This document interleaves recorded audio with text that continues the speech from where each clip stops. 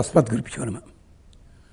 భగవద్బంధువులారా, కృష్ణాష్టమి సందర్భంగా మనం ఒక ప్రత్యేకమైన శ్లోకాన్ని మంత్రముగా చెప్పుకుందాం. కృష్ణునికి సంబంధించిన ఏ శ్లోకమైనా కానీ మనం పఠించుకోవచ్చు.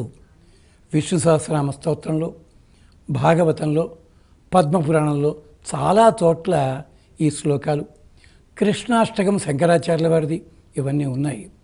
కానీ ఒక ప్రత్యేకమైన శ్లోకం ఉంది. వేదాంత దేశికులు యాదవాభ్యుదయం అనే గ్రంథంలో ప్రారంభంలో చెప్పిన శ్లోకం.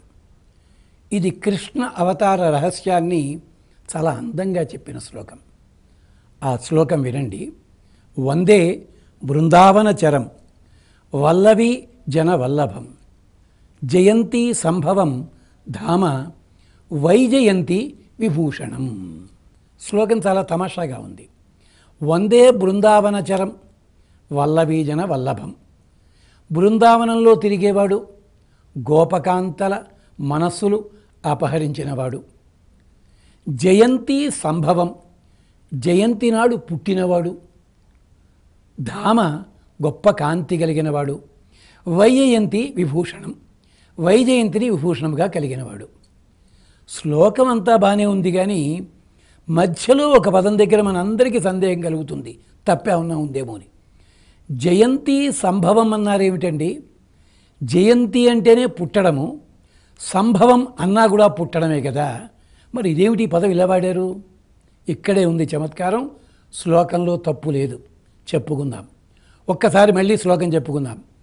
వందే బృందావనచరం వల్లవి జన వల్లభం జయంతి సంభవం ధామ వైజయంతి విభూషణం.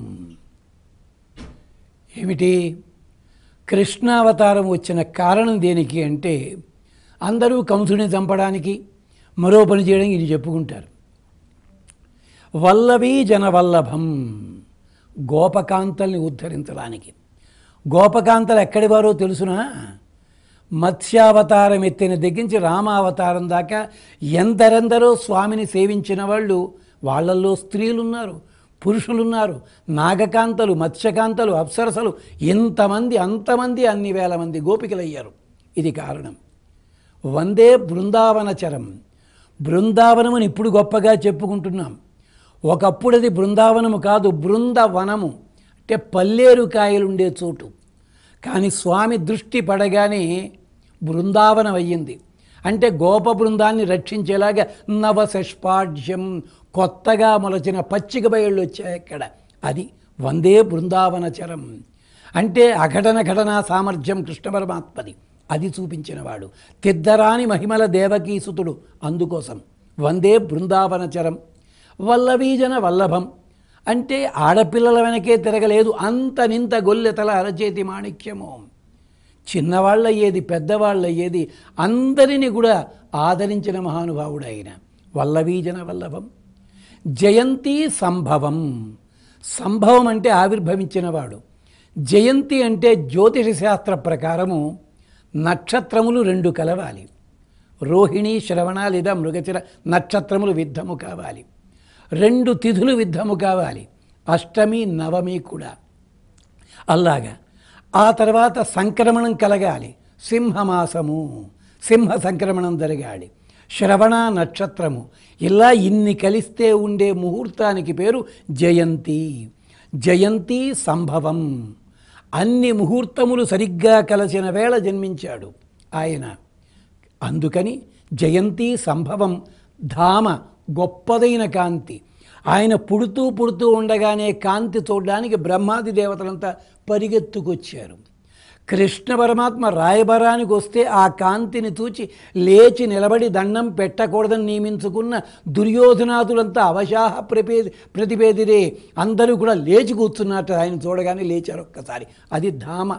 వైజయంతి విభూషణం. వైజయంతి ఈ భూమండలంలో ఉండే జీవులందరికీ సంకేతము.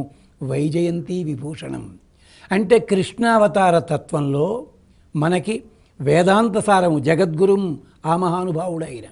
జ్యోతిష శాస్త్రము ఎంచేత 6 పిల్లలు పుట్టిపోయిన తరువాత బలరాముడు జన్మిస్తే నాగదోషం పోయింది దేవకీదేవికి.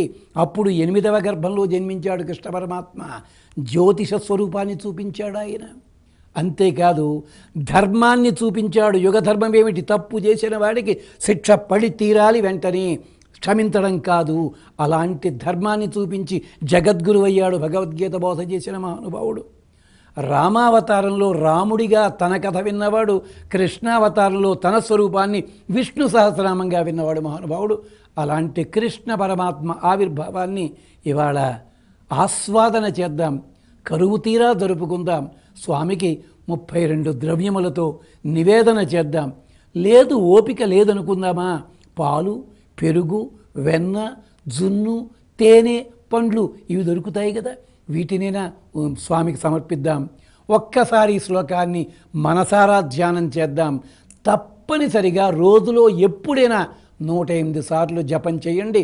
ఈ శ్లోకాన్ని సర్వకార్య సిద్ధి, పదవి ఉన్నతి, ప్రయోజనం దీనికి. మరొక్కసారి వందే బృందావనచరం వల్లభీ జన వల్లభం జయంతి సంభవం ధామ వై జయంతి విభూషణం. అస్మద్గురుభ్యో నమః. మరొక శ్లోకంతో మంత్రబల విశేషంతో మళ్ళీ కలుసుకుందాం. స్వస్తి. ఇప్పుడొక మధుర గీతాన్ని చూద్దాం.